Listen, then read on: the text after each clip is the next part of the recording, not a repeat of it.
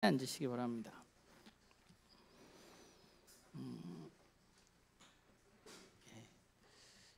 저 원래 노래를 되게 좋아하는 사람인데 여러분 노래 언제 부르세요? 노래 생각해 보면 노래는 되게 기분이 좋을 때 부르기도 하고요, 또 되게 슬플 때 부르기도 합니다. 너무 신나가지고 막 미친 사람처럼 춤을 추면서 부르기도 하고, 또 너무 힘들어서 또 미친 사람처럼 눈물을 막 흘리면서 노래를 부르기도 합니다. 저는 그게 약간 노래가 가지고 있는 어떤 힘이란 생각을 하게 되는데, 여러분들이 가장 인생에 있어서 좋아하는 노래를 좀 생각해 보면 여러분이 되게 좋아하는 노래는 굉장히 뭔가 음악성이 뛰어난 노래는 분명히 아닐 겁니다. 여러분이 좋아하는 노래는 여러분 각자의 사연이 무언가 들어가 있는 노래를 여러분들은 아마 좋아할 겁니다. 그런 의미에서 보자면 노래라는 것이 어떤 힘을 갖게 될 때가 있는데, 노래가 더 크게 나에게 다가올 때는 그 노래가 지어진 어떤 상황 또 사연 이런 것들을 알게 되었을 때 그 노래가 우리들에게 되게 크게 다가올 수 있는 것 같아요. 제가 제일 좋아하는 찬양이 두 곡이 있는데 오늘은 한 곡 얘기만 할 거예요. 그중 한 곡이 나라는 곡입니다. 이 곡은 제가 중학교 1학년 때 처음 들었던 노래니까 여기 계신 분들 가운데 이 노래가 나온 후에 태어난 분들이 훨씬 더 많습니다. 그래서 아마 모르는 분들도 있을 거예요. 아시는 분들도 있고, 이 노래 이런 거예요. 나 가진 재물 없으나 이런 거예요. 이런 노래인데, 이 노래를 제가 처음 중학교 1학년 여름 수련회를 가서 형들이 막 드럼을 그때 처음 봤어요. 그래서 드럼 치는 거, 드럼 치고 베이스 치고 이러는 걸 보면서 찬양이 이런 노래도 있네 하면서 너무 좋았는데, 이 곡을 진짜 좋아하게 된 것은 이 곡의 가사를 쓴 송명희 시인이 중증 뇌성 환자라는 사실을 알게 되었을 때입니다. 이분이 인터뷰하는 것을 여러 번 보았는데, 사실 이 송명희 시인은 말을 하시긴 하시는데 말을 이렇게 제대로 우리가 잘 알아들을 수 있을 정도로 말을 하실 수 없는 분입니다. 몸도 잘 움직이지 못하고. 그런데 생각을 해보면 그런 분이 나 가진 게 없고 나 남에게 있는 능력이 없다 라고 얘기할 수 있잖아요. 그런데 그분이 나를 태어나게 하신 하나님이 진짜 공평하신 하나님이라고 고백할 수 있는가 라는 생각을 좀 해봤어요. 그 후렴구가 그거거든요. 공평하신 하나님이 나 남이 가진 건 나 없지만 이런 노래입니다. 그래서 사실 그 시인의 고백이 저에게는 사실 너무 놀라웠고, 그분의 고백을 듣고 나서 이 노래를 부르고 있자면 그런 분이 공평하다고 말하는 하나님이 진짜 공평한 분은 아닐까라는 생각을 되게 어린 나이에 하면서 이 찬양을 되게 많이 불렀던 것 같아요. 그래서 제가 제일 좋아하는 찬양 두 곡 중에 한 곡입니다. 우리는 하박국의 말씀을 나누고 있고, 우리가 하박국 1장을 시작하면서 하박국 하면 가장 먼저 떠오르는 것이 대부분의 사람들은 무화과 나무의 잎이 마르고 포도나무에 열매가 없고 오늘 읽었던 3장 17절 18절의 이 찬양일 거라고 이야기를 했습니다. 우리가 3주간 하박국의 이야기를 나누고 오늘 우리가 읽은 고백, 비록 무화과 나무가 무성하지 못하고 포도나무에 열매가 없고 감람나무에 소출이 없고 밭에 먹을 것이 없고 우리의 양이 없고 외양간에 송아지가 없을지라도 나는 여호와로 말미암아 즐거워하며 나의 구원의 하나님으로 말미암아 기뻐하리라 라는 이 고백을 우리가 오늘 함께 읽었는데, 이번 주 말씀을 준비하면서 아까 처음에 찬양 시작할 때도 얘기했지만 이 고백이 그냥 내가 어렸을 때 그냥 신나게 율동하면서 할 수 있었던 그냥 별 생각 없이 그게 의미 없진 않겠지만 그런 고백은 아니었구나라는 생각을 많이 하게 된 것 같아요. 우리가 하박국 1장과 2장을 나누면서 분명히 알게 되어진 것들이 있습니다. 하박국을 통해서. 그것은 세상에는 여전히 부조리한 일이 일어나고 있지만 하나님은 분명히 언젠간 악을 심판하실 것이라는 사실입니다. 그것이 하박국 1장 2장을 통해서 우리가 알게 된 겁니다. 그리고 또 한 가지는 그 사실 앞에 하나님이 악을 언젠가는 심판하실 것인데, 이 세상은 부조리한데 그 부조리한 악을 하나님이 심판하실 것인데, 이 사실 앞에서 우리에게 두 가지 갈림길이 놓여 있고 그 두 가지 갈림길 중에 우리는 어떤 하나를 선택하고 살아가야만 한다는 것이죠. 하나는 악에 대한 하나님의 심판을 무시하고 하나님과 관계없이 그냥 세상 사람들이 사는 대로 세상의 방법을 추구하면서 세상에서 더 나은 삶을 살아가는, 그것을 꿈꾸는 삶일 것이고, 다른 하나는 하나님이 언젠가는 진짜 악을 심판하실 것이라는 사실을 믿기 때문에 우리는 악을 행하지 않기 위해서 애쓰고 하나님의 뜻을 행하기 위해서 하나님을 신뢰함으로, 믿음으로 살아가는 것입니다. 저는 하박국도 이런 과정을 거치면서 이런 사실을 깨달았다고 생각합니다. 하박국이 보기에 부조리한 일들, 이해가 되지 않는 일들, 원하지 않는 일들이 여전히 일어나고 있지만, 그리고 우리들도 마찬가지지만 우리가 인생을 살면서 뭐 대단한 걸 원하는 게 아니잖아요. 저와 여러분이 노력한 만큼 거두고 부당한 일을 겪지 않고 내가 고난과 어려움이 오지 않는 거, 우리가 대부분 다 그런 것들을 원하잖아요. 그런데 안타까운 것은 우리는 여전히 일한 대로 다 거두지 못하고 부당한 일을 여전히 당하고, 여전히 우리들에게는 원치 않는 사고가 있고, 내가 생각하고 내가 계획하지 않은 일들이 여기저기에서 찾아와서 우리는 여전히 그 고난 가운데 어딘가에 놓여 있다는 것입니다. 그걸 우리가 부정할 수는 없어요. 나한테는, 내가 예수님 열심히 믿어서 나한테는 그런 일이 일어나지 않아 라고 말할 수는 없습니다. 우리 모두에게 그런 일이 일어나니까. 그때 우리가 그리스도인으로서, 신앙인으로서 우리가 가장 먼저 해야 할 일은, 우리가 하박국에서 배운 것은 하나님 앞으로 나와서 하나님께 묻는 겁니다. 왜 대체 이런 일이 일어나냐고. 하나님, 내가 하나님 열심히 믿고 나름대로 착하게 살려고, 정의롭게 살려고 노력했는데 왜 이런 일이 일어났냐고, 이게 하나님이 정의냐고 묻는 것입니다. 저도 뭐 모태신앙이고 어렸을 때부터 신앙생활을 하면서 되게 안타까운 분들 중에 있는 분들은 어떤 분들이냐면, 하나님 앞에 묻지 않고 하나님을 떠나는 분들이에요. 부조리한 일이 일어나면 하나님 앞에 물을 수 있잖아요. 우리가 하나님 도대체 왜 그러냐고, 하나님 이상한 거 아니냐고. 그런데 하나님께 묻지 않고 그냥 하나님 정의롭지 않구나, 하나님 공평하지 않구나라고 내가 판단하고 그 하나님을 떠나는 것입니다. 우리가 해야 할 첫 번째는 하나님께 묻는 것입니다. 왜냐하면 하나님은 이야기해 줄 수 있는 분이기 때문에 그렇습니다. 우리에게 이해되어지지 않는 일들이 여러분의 인생 가운데 지금까지도 일어났을 거고 또 앞으로도 일어날 거예요. 부당한 일들이 과거에도 일어났고 오늘도 일어나고 있고 내일도 일어나고 우리의 삶 가운데 계속해서 일어날 겁니다. 이거 없어지지 않을 거예요. 주님 오신 그날까지. 그게 어떨 때는 내가 잘 받아들일 때도 있지만 안 받아들여질 때가 있거든요. 이건 내 삶을 넘어서는 일들을 우리가 겪을 때가 있어요. 그때 우리가 해야 할 것은 뭐냐 하면, 우리가 믿는 하나님 앞에 나와서 먼저 묻는 거예요. 왜 나한테 이런 일이 일어났냐고, 너무한 거 아니냐고. 그리고 그 다음에 해야 할 일이 있는데, 그 다음에 해야 할 일은 하나님의 이야기에 귀를 기울이는 겁니다. 그분의 이야기를 들어야만 합니다. 그러면 우리는 그분의 말씀을 어디서 들을 수 있나? 오늘 하박국처럼 하나님이 그냥 이렇게 얘기해주면 우리 귀에다가 막 이렇게 딱 때려 꽂아 박아주면 좋겠는데, 그렇지 않으니까 오늘날은 대부분의 사람들은 하나님의 이야기를 우리는 어떻게 들을 수 있는가? 여러 가지 방법이 있을 거예요. 그러나 우리가 하나님의 이야기를 들을 수 있는 무엇보다 가장 객관적인 방법은 역시나 하나님의 말씀인 성경을 통해서 하나님의 이야기를 듣는 것입니다. 하나님은 어떤 분이고 하나님은 어떤 일을 하시고 하나님은 어떤 뜻을 가지고 계신지 우리는 하나님을 성경을 통해서 알아갈 수 있고 성경을 통해서 하나님의 뜻을 알 수가 있습니다. 그러니까 우리가 해야 할 일은 내 마음을 하나님 앞에 솔직하게 이야기하고 그분의 이야기도 내가 듣는 거예요.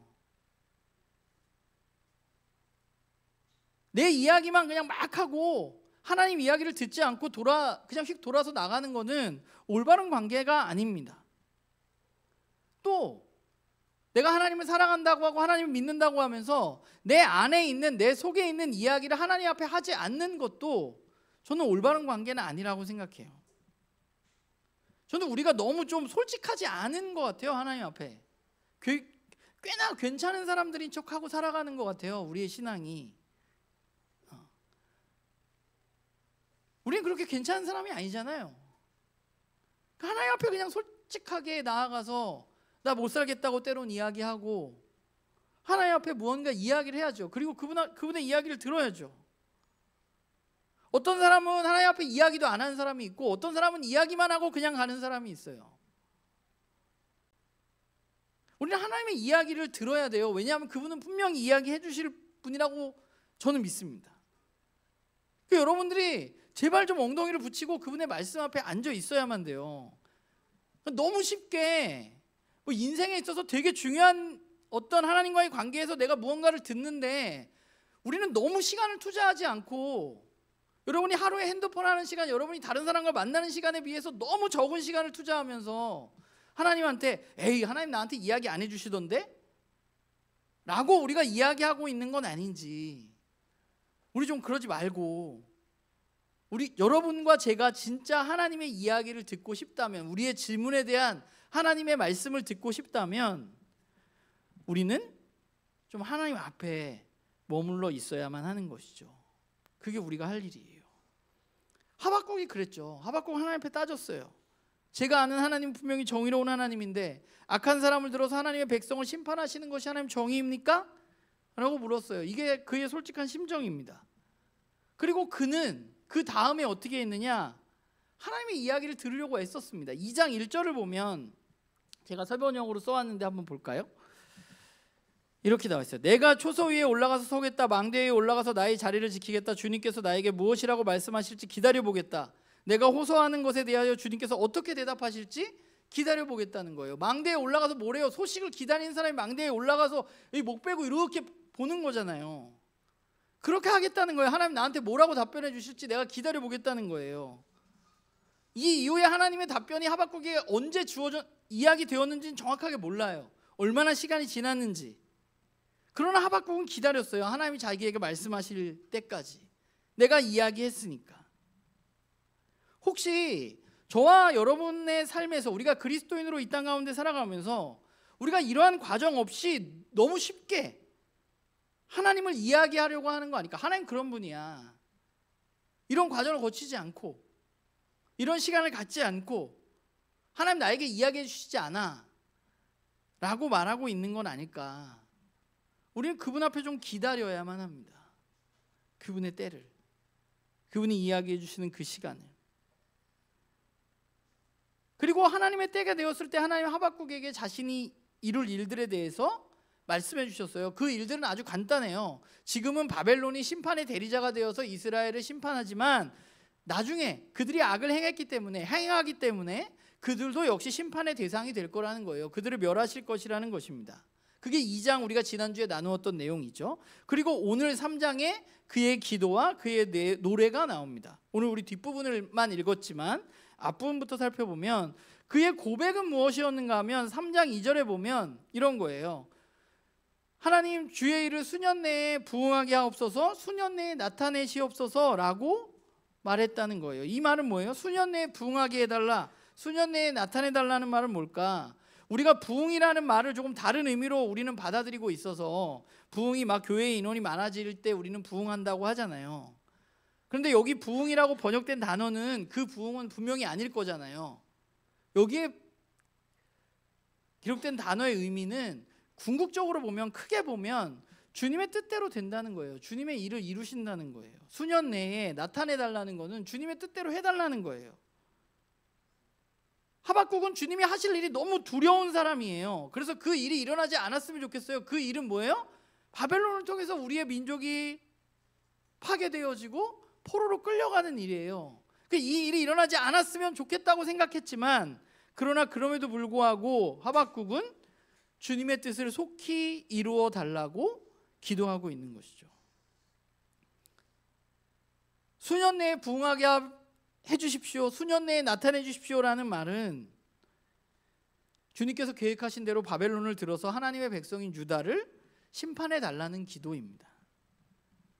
내 뜻과 상관없이 하나님의 뜻을 구하고 하나님의 뜻이 이루어지기를 간구하는 기도입니다. 그러면서 하박국이 덧붙이죠. 3장 2절에 그런 진노 가운데 긍휼을 베풀어 달라는 것입니다. 저는 어떤 한 인간으로 하박국을 우리가 살펴보자면 1장의 하박국과 3장의 하박국의 변화라고 생각해요. 1장에서는 도저히 이해할 수 없어서 하나님 앞에 따졌지만 그분께 따지고 그분의 이야기를 듣고 그분과 관계 속에서 그는 이제 자신의 뜻보다는 하나님의 뜻을 이루어 달라고 기도하는 사람이 된 것입니다. 내가 원하는 일은 아니지만 하나님이 온 세상의 주인이시고 하나님이 왕이시고 하나님이 이루실 일들이 있고 그 후에도 하나님 계획이 있기 때문에 하나님 뜻을 이루어 달라는 것입니다. 이런 기도는 어떻게 할 수 있냐? 이런 기도는 어디서 나온 거냐? 이 기도는 하나님 앞에 하나님이 앞으로 하실 일에 대한 믿음과 신뢰에서 나오는 기도예요. 하실 일들을 알고 있기 때문에, 그것을 믿기 때문에 이렇게 기도할 수 있는 것입니다. 이렇게 기도하신 분이 우리가 잘 아는 한 분이 또 있죠. 바로 예수님입니다. 겟세마네 동산에서 예수님은 이제 곧 자신이 십자가에 달려 죽을 것을 알고 이것이 너무 두려웠지만 그래서 하나님 앞에 이 잔을 내게서 옮겨달라고 이야기했지만 그렇게 기도하셨잖아요. 솔직하게 하나님 이 잔을 내게서 옮겨달라고. 그러니까 하나님과 관계는 늘 솔직해야 돼요. 그런데 그 이후에 예수님 뭐라고 기도하셨어요? 그런데 내 뜻이 아니라 아버지의 뜻대로 되게 해달라고 기도하셨습니다. 예수님은 어떻게 그렇게 기도할 수 있었냐? 하나님이 하실 일을 신뢰했기 때문입니다. 자신이 십자가에 죽게 되었을 때 하나님이 자기 자신을 다시 살려주시고 이 일을 통해서 많은 사람들이 구원에 이르게 될 것이라는 하나님의 일을 그분이 신뢰했기 때문에 예수님은 이렇게 기도하시고 그 길을 걸어갈 수 있었던 거죠. 제가 하박국 3장을 보면서 그러니까 우리 모두가 여전히 부조리한 세상에서 살아가고 있는데 저는 오늘 이 하박국의 기도가 이 부조리한 상황 가운데 저의 기도 또 그리고 이 자리에 함께한 우리 나눔교회 식구들의 기도가 되기를 간절히 소망합니다. 우리가 정말 내가 원하는 것을 이루어 달라는 기도가 넘쳐나는 이 세상 가운데 우리는 우리의 뜻이 아니라 하나님의 뜻을 구하는 그런 기도를 할 줄 아는 사람들로 저는 우리 나눔교회 식구들이 자라갔으면 좋겠어요. 그러길 간절히 소망해요. 그런데 그 기도가 그냥 되는 것은 아닙니다. 그냥 내일부터 나 이렇게 기도해야지, 하나님 뜻대로 되게 해달라고 기도해야지 이렇게 결단한다고 해서 이렇게 되는 것은 아닙니다. 우리가 해야 할 일들이 분명히 있어요. 이렇게 기도하기 위해서는 하박국처럼 우리가 해야 할 가장 첫 번째는 뭐냐 하면 먼저 우리가 살아가고 있는 이 세상을 우리는 조금 제대로 바라보아야 할 필요가 있습니다. 그리스도인은 세상과 동떨어져서 살아가는 사람들이 아니라 그냥 교회에만 일요일날 모여서 열심히 예배드리고 찬양하고 박수치고 눈물을 흘리면서 기도하고 이런 사람들이 아니라 그리스도인은 세상 한가운데 머물러 있는 나그네들입니다. 그렇기 때문에 우리는 세상의 일을 외면하기보다는 세상의 일들을 직면해야만 합니다. 세상에서 일어나고 있는 어떤 부당함, 부조리함, 힘에 의한 어떤 지배되어지는 세상 이런 것들을 우리는 바라보아야만 합니다. 세상은 꽤나 살기 좋아졌지만 우리가 세상을 잘 들여다보면 볼수록 우리는 제가 봤을 때는 아프고 두려운 게 맞아요. 세상의 부조리함, 세상을 잘 바라보면 별로 그렇게 좋지 않다는 걸 우리는 금방 알게 돼요. 뭔가 문제가 있다는 거. 그리고 그걸 계속 바라보면 아프고 두려운 마음이 들 수밖에 없습니다. 우리는 흔히 나에게 어떤 일이 일어나지 않으면 그 세상을 바라보려고 하지 않아요. 그 부당함도 이렇게 쳐다보려고 하지 않아요. 왜냐하면 나한테는 아무런 피해가 없으니까. 그런데 그리스도인은 그냥 나한테 피해가 없다고 그것을 바라보지 않는 사람이 아니라 우리는 그것을 외면하지 않고 바라보는 사람이어야만 합니다. 왜냐하면요, 우리가 아까 얘기했잖아요. 하나님의 뜻을 위하는 기도를 하고 했으면 좋겠다고. 여러분들이 너무 감사하게 아멘 했잖아요. 왜 우리가 세상을 바라보자고 제가 얘기하냐면, 그걸 바라보지 못하면요, 우리는 그냥 이 세상에서 더 잘 먹고 잘 살게 해달라고 기도할 수밖에 없어요. 왜냐하면 이 세상이 꽤 괜찮으니까, 난 피해가 안 가니까. 그러니까 이 세상에서 나도 잘 살아야지 라는 기도를 드릴 수밖에 없어요. 그래서 우리는 이 세상의 깨어짐도 바라보아야만 합니다. 그래서 한때 왜 그 책 유행했잖아요. 미움받을 용기. 저는 읽어보진 않았는데, 저는 그리스도인에게는 두려워할 수 있는 용기가 필요하다고 생각합니다. 세상을 바라보고 직면하고, 그게 아프고 두렵고 피하고 싶지만, 그거 나랑도 별로 상관없지만 피하지 않고 그것을 바라볼 수 있는 용기가 우리에겐 필요하고, 그 용기를 가지고 우리는 이 세상을 바라보아야만 됩니다. 그리고 나서 그 세상을 바라보면서 우리가 해야 할 일은, 또 그 세상만 너무 바라보다 보면 우리가 너무 힘들어요.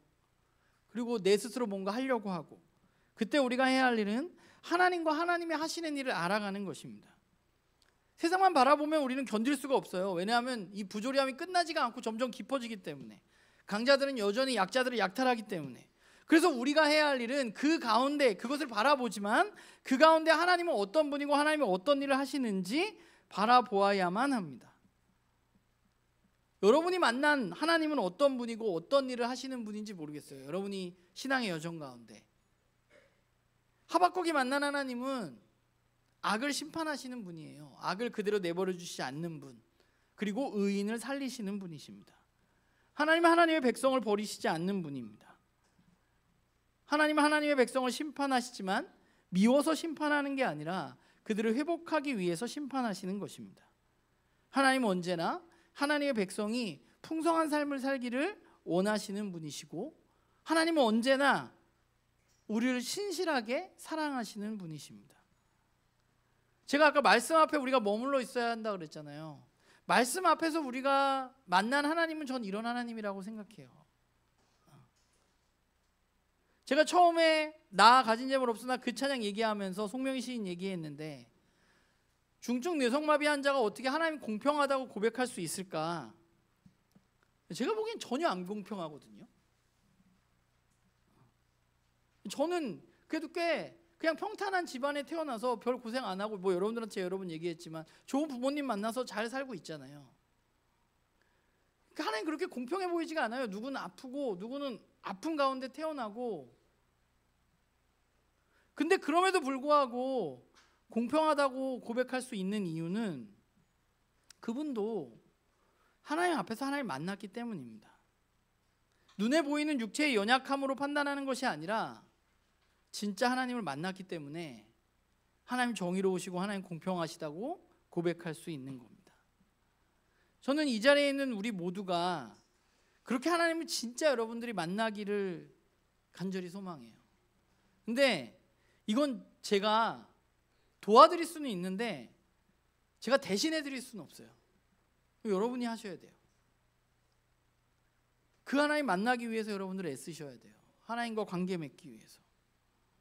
그리고 그 하나님을 우리가 이제 만났다면 우리가 그 다음에 해야 할 일은 뭐냐 하면, 그 하나님을 계속해서 기억하는 겁니다. 내가 만난 하나님은 어떤 분이었지? 왜 기억해야 하냐 하면, 기억을 안 하면 우리는 우리의 눈에 보이는 대로, 우리의 귀에 들리는 대로 자꾸만 반응하기 때문에 그렇습니다. 그래서 우리는 기억해야 돼요. 자꾸 들어야 돼요, 하나님의 이야기를. 그리고 자꾸 듣고 기억하고, 하나님 그렇다고 내 삶 가운데 자꾸 주장해야 돼요. 하나님 진짜 나를 사랑하시구나 라고. 우리 교회에 풍성한 삶의 기초라는 1:1 제자훈련이 있습니다. 그 제자훈련을 시작하면 그 맨 앞부분에 나오는 숙제가 있는데, 제일 앞에 나오는 숙제가 뭐예요? 하나님께서 예수 그리스도를 통해서 이루신 일을 매일 아침에 나에게 한 번씩 크게 외치는 거예요. 주장하는 거. 제가 어제 갑자기 이걸 쓰다가 기억이 안 나, 이 세 개가 갑자기 밤에. 그래서 나도 요즘에 너무 안 했나? 막 이러면서 제가 김찬 목사한테 급히 문자를 보내서 그 세 가지가 뭐였지? 이랬다가 생각이 났어요. 김찬 목사 알려줬는데, 세 가지 뭐예요? 하나님께서 그리스도 안에서 나 같은 사람을 받아들여 주셨다는 거예요. 아침마다 얘기하는 거예요. 그렇지, 하나님 나를 받아들여 주셨지. 두 번째 뭐예요? 내가 뭐 별거 없지만 저 키도 작고 뭐 얼굴도 잘생기지도 않고 별거 없지만 하나님께서 나를 특별한 존재로 여겨주셨다는 거예요. 그리스도 안에서. 매일 아침마다 되뇌는 거. 그렇지, 난 특별한 존재지. 세 번째는 뭐예요? 내가 그리스도 안에서 여러분들과 같이 좋은 가족 공동체를 만났다는 겁니다. 아침마다 하는 거예요. 그렇지, 나에게는 또 다른 가족들이 있지. 우리 4명 빼고 또 다른 가족들이 나에게는 언제나 있지. 어젯밤 12시까지 꽃게탕을 하는 그런 애들이 내 가족이지. 하지만 오늘 못 왔어. 그런 일들을 여러분들이 알았다면 주장해야 된다는 거예요. 여러분들의 삶에. 왜냐하면 잊어먹어요. 안 하면. 하나님이 안 사랑하는 것 같아. 내 눈에 보이는 어떤 일이 일어나면. 살다 보면 그렇게 안 보이는 경우가 너무 많아요. 난 별로 특별하지도 않고, 난 받아들여진 것 같지도 않고, 하나님 날 사랑하는 것 같지도 않고, 교인들도 뭐 이상한 것 같고.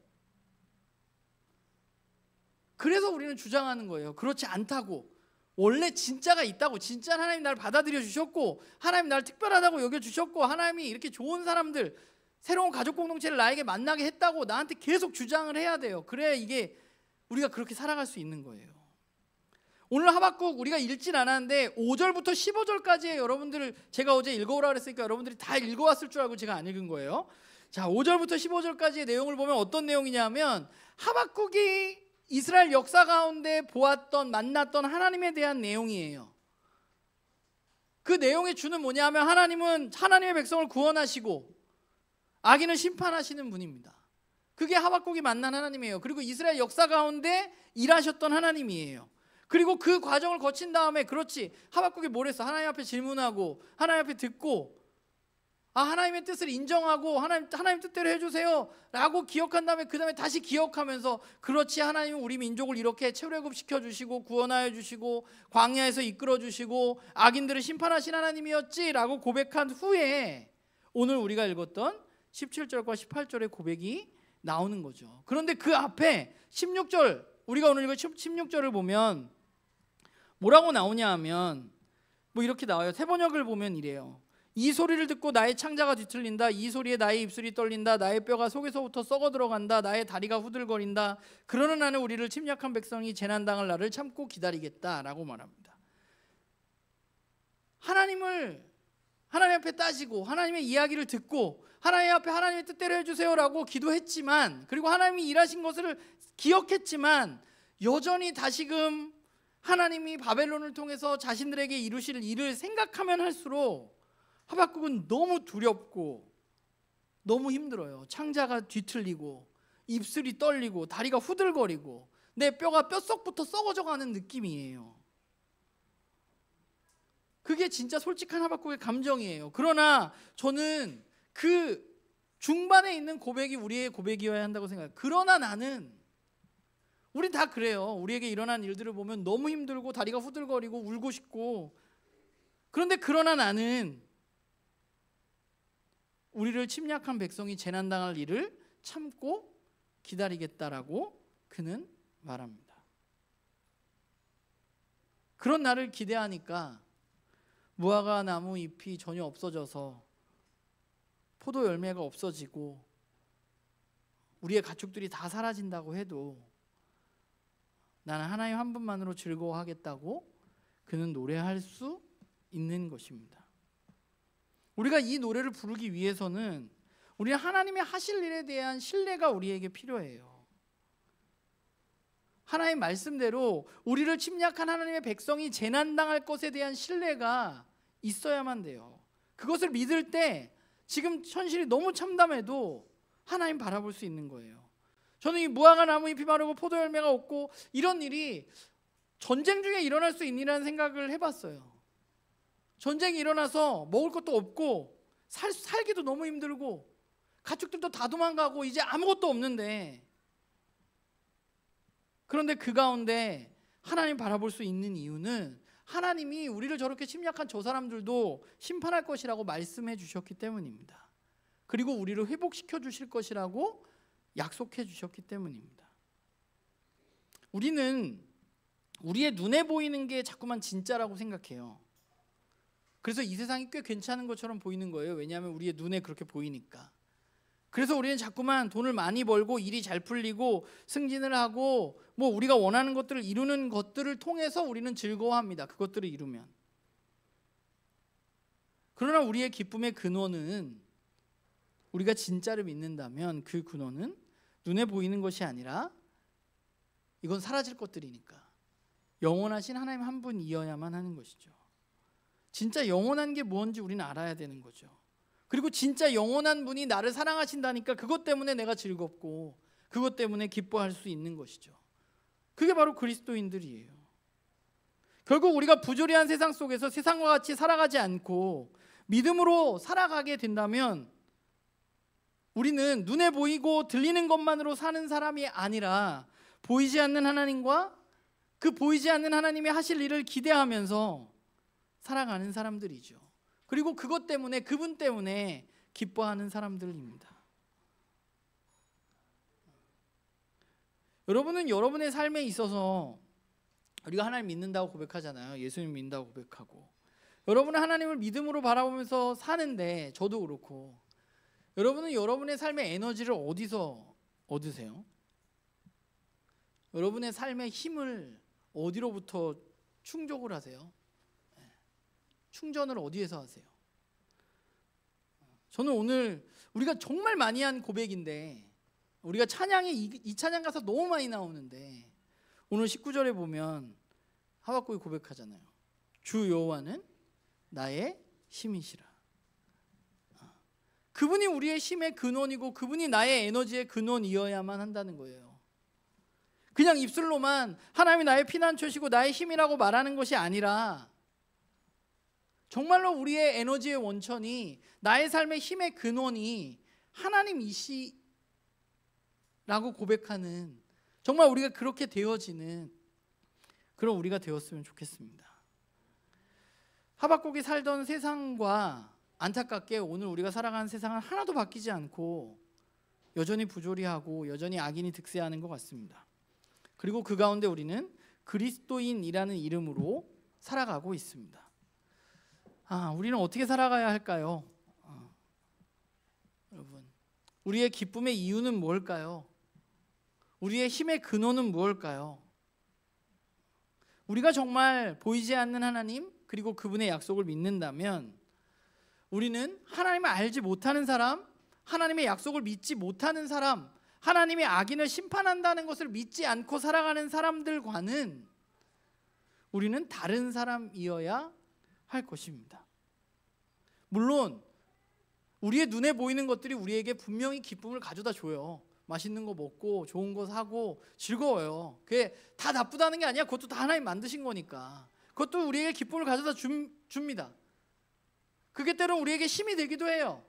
그러나 우리가 그것만으로 기뻐한다면, 우리가 그것만으로 힘을 얻는다면 결국 우리는 눈에 보이는 그것이 사라졌을 때 기뻐할 수도 없고 힘을 낼 수도 없는, 하나님을 알지 못하는 사람과 똑같은 삶을 살아가게 될 것입니다. 저는 그리스도인은 그런 사람은 아니라고 생각합니다. 저와 여러분이 그리스도인이라고 불리고 그리스도인이라고 말한다면 우리는 또 다른 곳에서, 영원한 곳에서 기쁨을 찾고 영원한 곳에서 에너지를 얻고 그 영원한 하나님과 함께함을 통해서 즐거워할 수 있는 사람들, 우리에게 약간의 기쁨을 가져다주는 그것들이 우리의 눈에 보이지 않을지라도, 그것이 다 사라질지라도 그 하나님 때문에 기뻐하는, 그래서 우리 나눔가족 식구들이 정말 여러분의 고백으로, 우리는 무화과는 안 키우니까, 여기 안종수 권사님 속 이르는구나. 속 이르는 사람 별로 없잖아요. 그러니까 우리는 다른 고백이 나오겠죠. 우리의 눈에 보이는 것들이 사라질지라도 정말 여호와 한 분만으로 즐거워하고 기뻐하는 그런 우리들이 되기를 간절히